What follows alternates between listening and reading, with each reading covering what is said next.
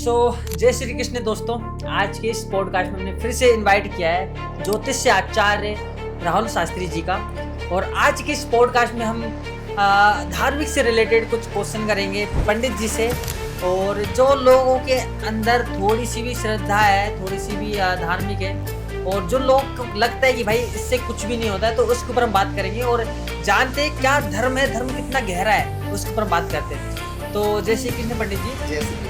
आप सभी को जय श्री कृष्ण। बहुत सारे लोग होते हैं जो कि धर्म अलग अलग धर्म से मेरे से कांटेक्ट। तो पंडित जी सबसे पहले मैं ये पूछना चाहता हूँ, ये जानना चाहता हूँ बेसिकली आपसे कि मेरे जो फ्रेंड सर्कल है ना, कोई हिंदू है, कोई मुस्लिम है, कोई सिख है, कोई ईसाई, बहुत सारे अलग अलग तरीके से मेरे फ्रेंड है, ठीक है। तो क्या सभी धर्म में एक ही चीज़ सिखाई जाती है? जी, आपने बहुत बढ़िया क्वेश्चन करा। सनातन धर्म है, सनातन धर्म, हाँ। हमारे ये हिंदू धर्म, मुस्लिम धर्म, ये तो सब बंद हो गए। धर्म एक ही है, सनातन धर्म, सनातन धर्म, जो कि समुद्र। ओके। समुद्र जो है उसमें कितने पानी ले लो उसका कुछ नहीं है। कुछ नहीं हुआ। नदी जरूर है, बारिश में उसमें पानी चली जाती है। तो हमारा धर्म सनातन धर्म है। सभी ये कहा जा सकते हैं कि अपने अपने श्रद्धा भाव के अनुसार जो आप पूजन करो वो ठीक है, वो बहुत बढ़िया है।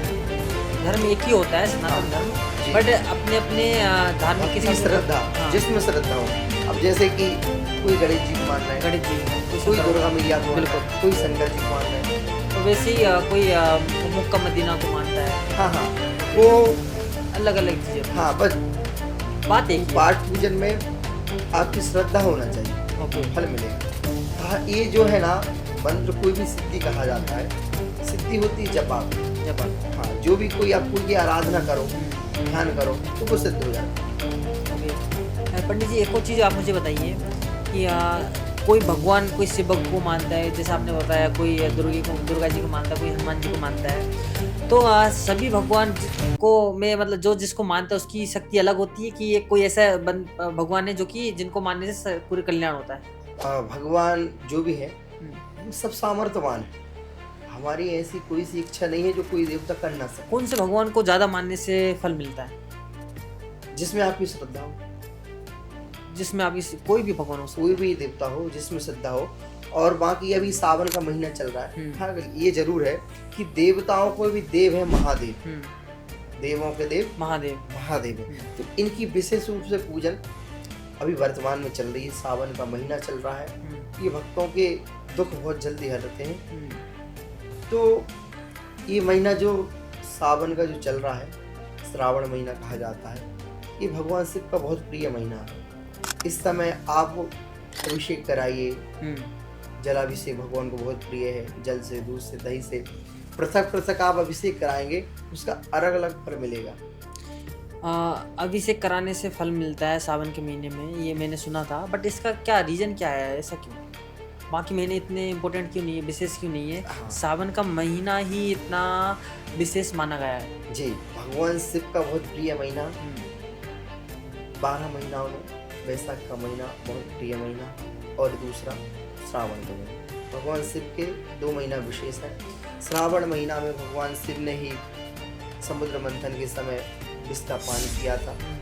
तो भगवान ने जन कल्याण के लिए वह विष का पान किया। वो महीना श्रावण का महीना था। इस तौर से भी भगवान ने श्रावण के समय में भगवान शिव की बहुत पूजन करते हैं और भगवान शिव का अभिषेक करते हैं। भगवान शिव के अभिषेक करने से आपकी जो भी कष्ट है, भगवान है रुद्र, भगवान रुद्र आपकी कष्ट, दुख, दारिद्र्य का समन करते हैं, हरते हैं और धन दान से बढ़ाते हैं। भगवान शिव बहुत भोले भाले हैं। आपकी बहुत जल्दी इच्छा को पूर्ण करते हैं। और आप जो भी आप मन से भगवान को जो कुछ ही बोलोगे, आप भगवान से बहुत जल्दी सुनते हैं। पंडित जी जो आपने एक माला पहनी हुई है रुद्राक्ष की, इसका क्या इम्पोर्टेंस है? रुद्राक्ष की माला ही क्यों सभी लोग पहनते हैं? भगवान जो शिव के जो भक्त रहेंगे ना, वह रुद्राक्ष की माला धारण करेंगे। कहा जाता है कि भक्त बगैर भगवान नहीं। जो जिसकी अपन पूजन कर रहे हैं उसका ही अपने को रूप धारण करना पड़ता है। ये रुद्राक्ष होते क्या है, मतलब कहाँ से आती है? ये रुद्राक्ष जो है ना, शिव का ही अंश है। मतलब ये शिव के आंसू से इनका अवतार हुआ है। ओके। जो रुद्राक्ष की उत्पत्ति हुई है ना, ये भगवान शिव के आंसू से भगवान रुद्राक्ष की उत्पत्ति हुई है। ओके। और भगवान ये पंचमुखी रुद्राक्ष, एक मुखी, दो मुखी, तीन मुखी, इन रुद्राक्षों को पहनने का अलग अलग ये विशेष महत्व है। ये बनते कैसे ये रुद्राक्ष? ये एक विशेष वृक्ष होता है, वृक्ष, बीज। हाँ वृक्ष होता है। हाँ। उसमें जैसे कि आपको उदाहरण में बताएं, बादाम बादाम देखा है? बादाम के अंदर का जो बीज होता है। हाँ, ऐसे ही अंदर ये रुद्राक्ष निकलता है। अच्छा, और उस पेड़ को भी रुद्राक्ष का पेड़ बोलते हाँ, हैं। रुद्राक्ष का पेड़। अच्छा, और वो आम जगह पे देखने को नहीं मिलता, वो हाँ, ओके। जी। पंडित जी, ये कुछ ये बताइए कि जो हम 108 बार हम माला जपते हैं, रुद्राक्ष से हम माला जपते हैं 108 बार, उसका क्या भावार्थ है? बहुत बढ़िया, बहुत बढ़िया। 108 ही क्यों, हाँ, ज्यादा भी हो तो बहुत बिल्कुल। क्वेश्चन करा आपने। इसमें हम थोड़ा आपको उदाहरण देंगे ज्योतिष का। हमारे नक्षत्र होते हैं 28, 28। ठीक है। 28 नक्षत्र, एक नक्षत्र में 4 चरण होते हैं। जैसे अश्विनी नक्षत्र है, उसमें 4 चरण, चूचे, चोला, अश्विनी, ये 4 चरण है। और 27 को आप 4 बार जोड़ करिए, 27 का आप 4 बार जोड़ करेंगे तो कितने होंगे? 27 चौके 108। कहा जाता है कि तारा, ग्रह मंडल, इस सृष्टि जो है ना, ज्योतिष के आधार से हम कोई भी संकल्प लेते हैं तो उसे अपन ज्योतिष की ही गणना करते हैं। संकल्प में आप दिन बोलेंगे, तिथि बोलेंगे, गणना बोलेंगे, ये सब ज्योतिष है। तो इसी के आधार से 108 माला का वर्णन किया गया। 108 दाने एक माला में, 108 सुमेरु, इसी कारण से। कुछ धर्म में क्या होता है, जैसे हमारे हिंदू धर्म में माना गया है कि कभी मांस मुद्रा नहीं खाना है। कुछ धर्म में इसको धर्म में बताते कि मतलब उनको बताते कि खाना चाहिए, जैसे कि मुस्लिम में ईद हो गया। तो मुस्लिम लोगों में ये धार्मिक धर्म है कि वो उनको ये चिकन वगैरह ये खाना चाहिए, तो ऐसा क्यों? ऐसा कोई धर्म, ऐसा कुछ वो नहीं है। हम लोगों की मन की विचारधारा। हाँ। जैसे कि आज बहुत से लोग पहले खाते थे, अब नहीं खा रहे। जो लोग नहीं खाते वो भी खाने लगे। वो तो क्या हमारे ऊपर डिपेंड करता है। क्या हमारे हिंदू धर्म में भी ये बताया गया है कि किसी की बलि देने से पुण्य मिलता है, ऐसा कुछ? नहीं, ये नहीं है। बाकी बलि दी जाती, लेकिन जीव जंतु की दे, ये विशेष नहीं है। बलि नींबू की दे दो, लौंग की दे दो, नारियल की दे दो, ये बलि कहलाती। जैसे कि आप कोई फैक्ट्री है या कोई दुकान है, हाँ। किसी की आप ओपनिंग करें तो आप करते तो नींबू काटते हैं, नींबू फोड़ते हैं, नारियल फोड़ते हैं, ये बलि रूप में। ओके। अब इसका तात्पर्य नहीं है तो कोई जीव की ही बलि दो। तो जीव की बलि देना बेसिकली तो गलत है, क्योंकि किसी जीव की हत्या करना। हाँ, पहले के समय में तांत्रिक लोग जो है ना, माँ काली हो गई, इनके लिए बकरे की बलि वगैरह देते थे। बलि प्रथा चल रही है, वो तांत्रिक लोग अपनी जगह, वो ठीक है। लेकिन यदि आप नॉर्मल बोले तो ये तो गलत है, बहुत गलत है। नहीं है, बिल्कुल भी कहीं कहीं उचित नहीं है, बहुत गलत है। तो अभी बहुत बढ़िया, आपने बहुत बढ़िया बोला। एक क्वेश्चन, मनुष्य जो है ना, हमारे जीवन में 2 चीज चलती है, एक दीक्षा और एक शिक्षा। शिक्षा, हाँ। दीक्षा जो है ना, हमारे अवचेतन मन पे काम करती है, और शिक्षा हमारे चेतन मन को चालू करती है। जैसे कि आजकल के बच्चे लोग पढ़कर बुद्धिमान हो गए, बिल्कुल, लेकिन संस्कार विहीन हो गए। तो बुद्धि हमारे क्षमता तो बढ़ा दी, हम हर एक चीज समझ रहे हैं, बिल्कुल, है ना। लेकिन आप देखिएगा, जितने पढ़े लोग हैं, जितनी बड़ी बड़ी सिटी है, वहाँ पर पढ़े लिखे लोग ही, चलन बेकार हो गया। उन लोगों का संस्कार नहीं रहा। बिल्कुल। देखिए, बड़े लोग हैं, उनके बच्चे शराब पी रहे हैं, है ना, संस्कार नहीं है। बिल्कुल। तो ये क्या है, हमारे जीवन में 2 चीजें, एक दीक्षा और एक शिक्षा। तो आदमी शिक्षा लेकर ज्ञानवान बन गया, लेकिन दीक्षा नहीं है, संस्कार का अभाव नहीं है, इसके कारण वो जिंदगी सही ढंग से नहीं जी पा रहा। जिंदगी जो जीना चाहिए वो ढंग, तौर तरीका वो संस्कार से मिलते हैं। बिल्कुल, जो कि संस्कार लोगों में अभी बचे नहीं हैं। पहले क्या होता था, जैसे अभी मैं अपने दादा दादी की अगर मैं बात करूं, वो सुबह मॉर्निंग में 4 बजे उठते थे। बट आज की जनरेशन के बच्चे 12 बजे उठते हैं, 1 बजे उठते हैं, 2 बजे तक, आधी रात तक वो फ़ोन चलाते हैं। तो सुबह मॉर्निंग में उठने से क्या बेनिफिट है, क्या लाभ है? बहुत बढ़िया। कहा जाता है, आप दिन भर दिन भर जो थक जाते हैं ना, दिन भर की थकान, आप ब्रह्म मुहूर्त में उठ जाइए। आप 10 घंटा, आध घंटा मत सोइए, लेकिन आप ब्रह्म मुहूर्त में उठकर ध्यान करिए। आपकी जो भी थकान है ना, वो सब दूर हो जाएगी। क्योंकि ब्रह्म मुहूर्त, जिसको यदि ब्रह्म को जानना है वो ब्रह्म मुहूर्त में उठे।